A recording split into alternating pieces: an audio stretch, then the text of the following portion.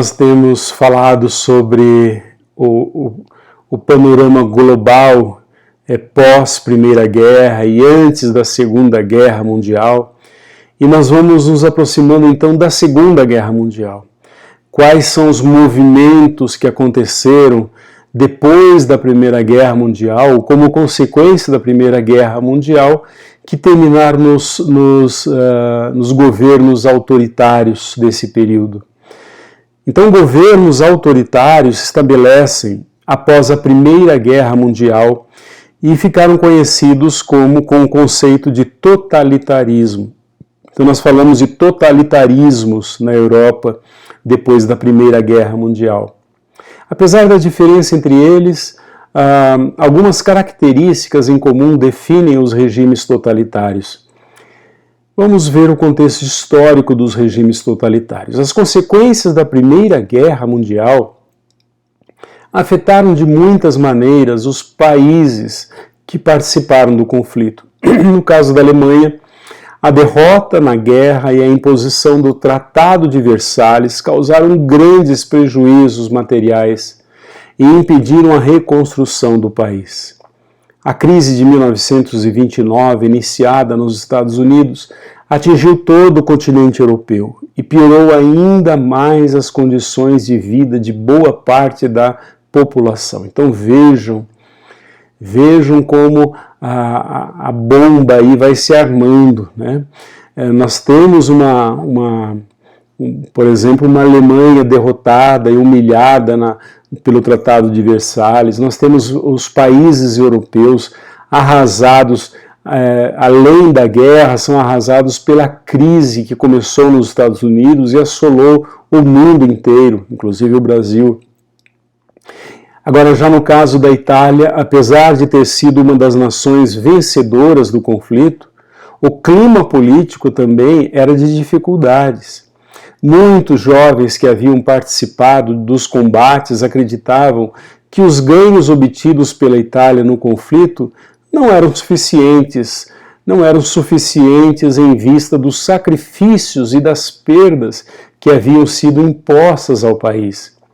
Esse ambiente de instabilidade social que surgiu no período entre guerras favoreceu o crescimento de movimentos autoritários e nacionalistas, que buscavam justificar os problemas vividos por seus países na ação de grupos minoritários como comunistas, judeus, estrangeiros, etc.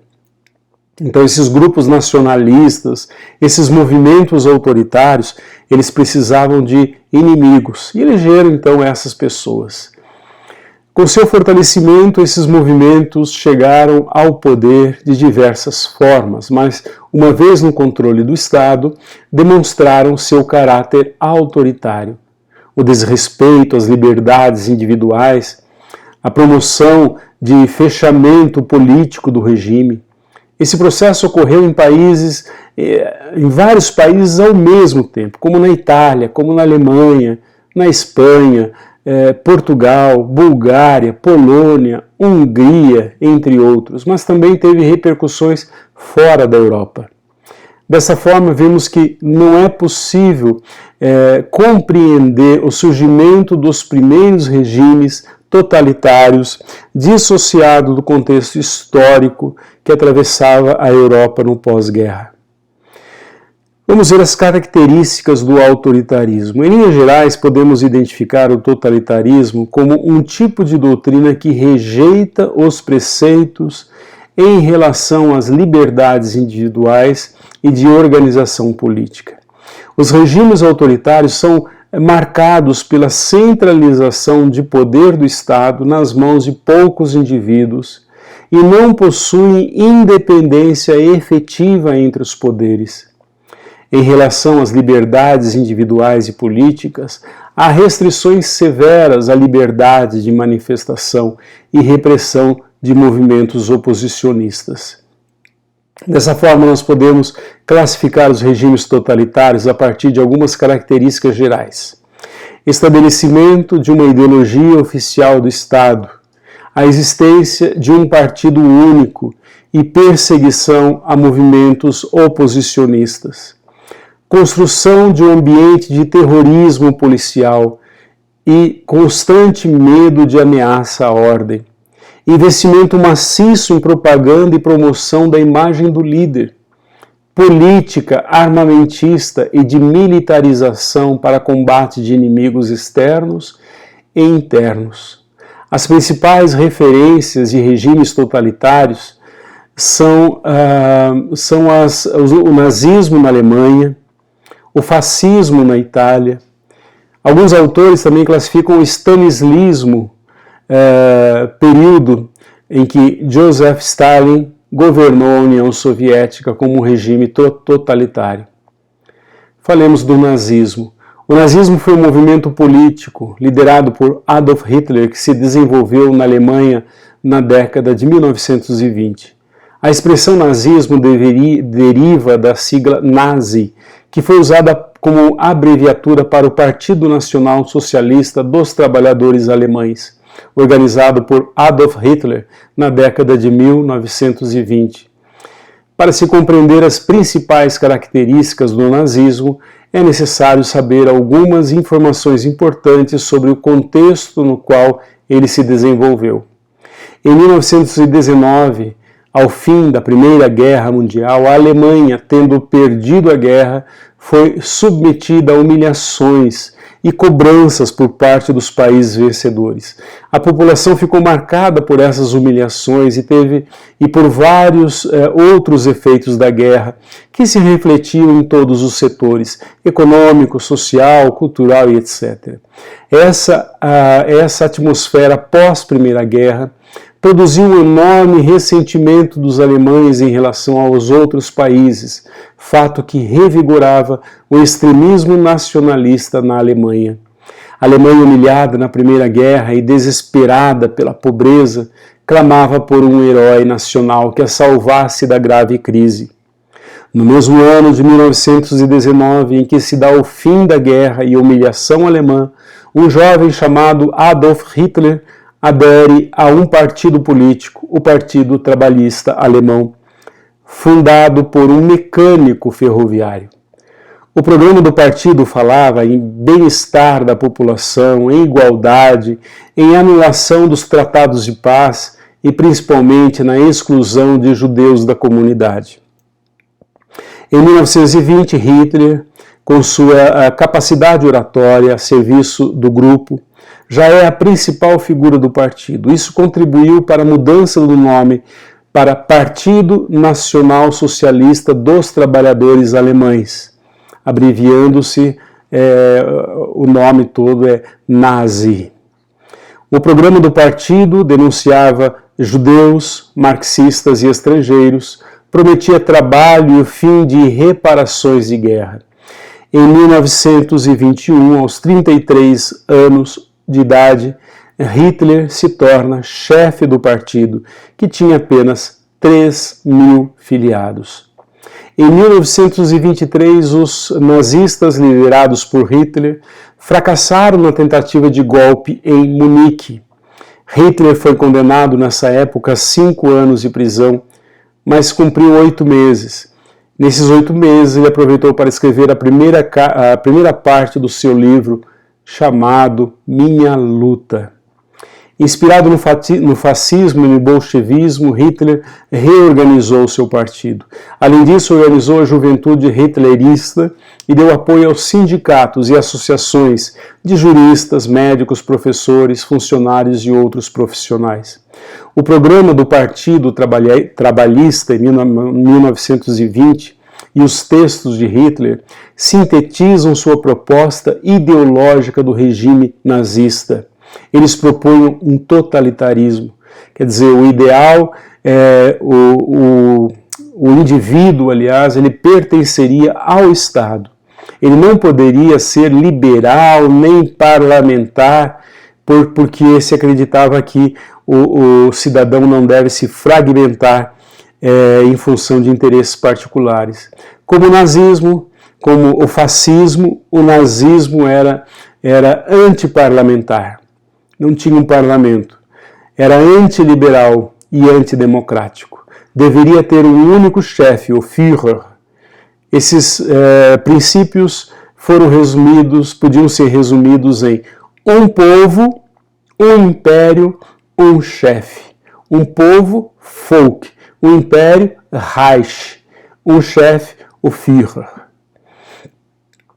O racismo. Segundo essa ideologia, os alemães pertenciam a uma raça superior, chamada raça ariana, que sem se misturar, que quem se misturasse a outras pessoas não deveria ser mais considerado alemão, porque o povo deveria se manter, portanto, numa raça pura, porque só uma raça pura comandaria o mundo. Os judeus eram considerados seus principais inimigos. O combate a outras ideologias como o marxismo, o liberalismo, a franco-maçonaria e a própria Igreja Católica, isso era fundamental no nazismo.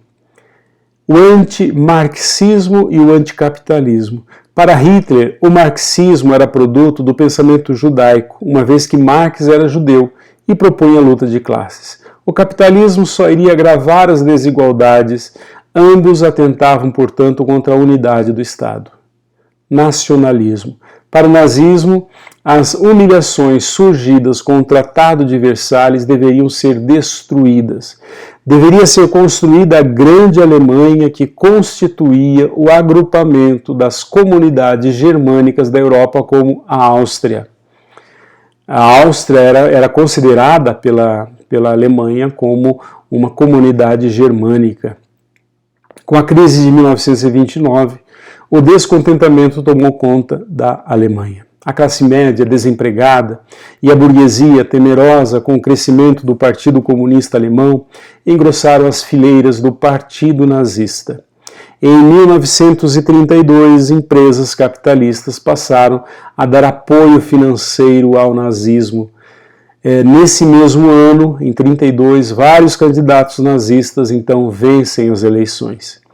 Em 1933, o apoio da alta burguesia levou o presidente Hindenburg a convidar Hitler para ocupar o cargo de chanceler da Alemanha. Os nazistas chegaram ao poder, o que lhes dava mais força para combater os partidos de esquerda. Em 1934, morreu o presidente Hindenburg. E o parlamento, então, dá todos os poderes a Hitler. Ele passa a acumular os cargos de chanceler e de presidente ao mesmo tempo. Chanceler era o primeiro-ministro. Então estava instalada na Alemanha a sangrenta ditadura nazista sustentada pela SS, pela AS, pela Gestapo, que são políticas a serviço da ditadura nazista. Com o início do Terceiro Reich, Hitler supriu o Estado federalista. A bandeira do partido nazista, com a suástica, passou a ser a bandeira da Alemanha. O Führer começou a aplicar o programa nazista e os membros do partido ocuparam todos os cargos da administração. Começava assim a escalada da ditadura e do terror.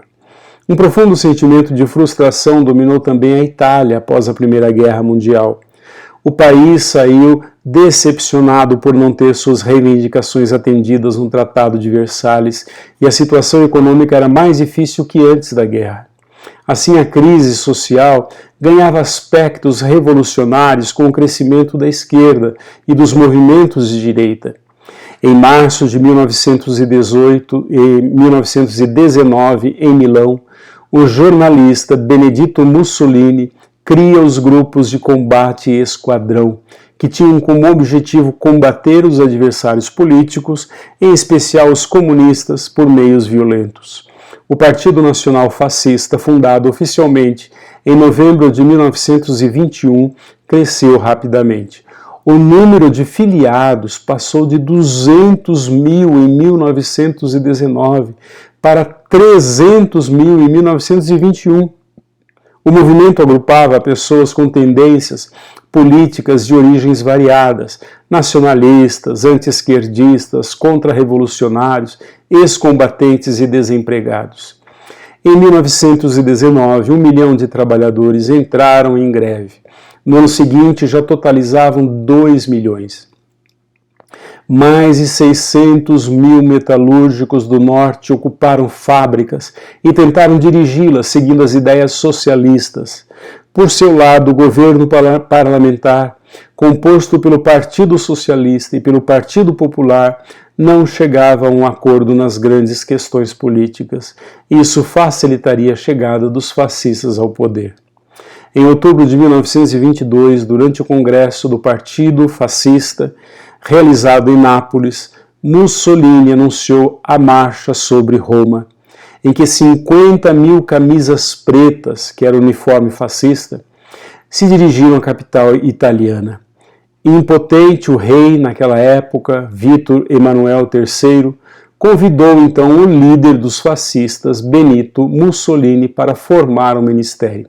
Nas eleições fraudulentas em 1924, os fascistas obtiveram 65% dos votos e em 1925 Mussolini se torna o Duce. Duce é líder em italiano, como o Führer é líder em alemão.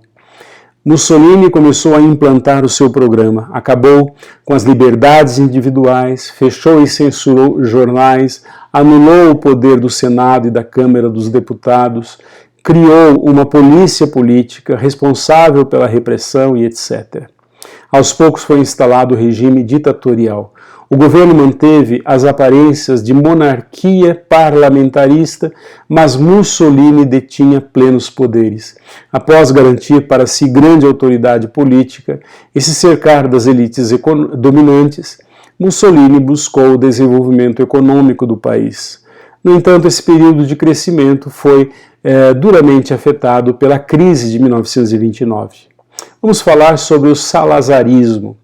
O salazarismo foi um regime ditatorial inspirado nas ideias fascistas que vigorou em Portugal sob liderança de Antônio de Oliveira Salazar a partir da nova Constituição estabelecida em 1933. Denominada de Estado Novo, o salazarismo tinha por lema Deus, Pátria e Família e foi uma das mais longas ditaduras do século XX.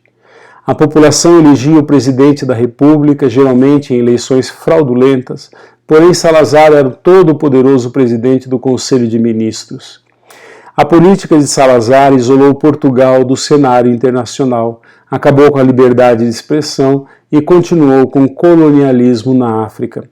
O regime somente terminou com a Revolução de 25 de abril de 1974, denominada a Revolução dos Cravos.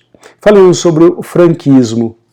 O general Francisco Franco, inspirado no nacionalismo, se rebelou contra o governo democrático do presidente Manuel Azaña Díaz e mergulhou a Espanha na Guerra Civil de 1936 a 1939. Os republicanos foram derrotados e muitos partiram para o exílio na França e no México. Enquanto isso, Franco instaura na Espanha um regime antidemocrático e nacionalista que engloba todos os aspectos da sociedade, ao mesmo tempo quando ele privilegia a religião católica. Nos anos 1970, o regime franquista passaria para a democracia numa transição liderada pelo então príncipe Juan Carlos, que articulou com as lideranças no exílio a volta da democracia. O regime franquista só terminaria com a morte de Franco em 1975. O mundo estava, portanto, armado e se preparando para a Segunda Guerra Mundial, um dos nossos próximos assuntos. Até lá.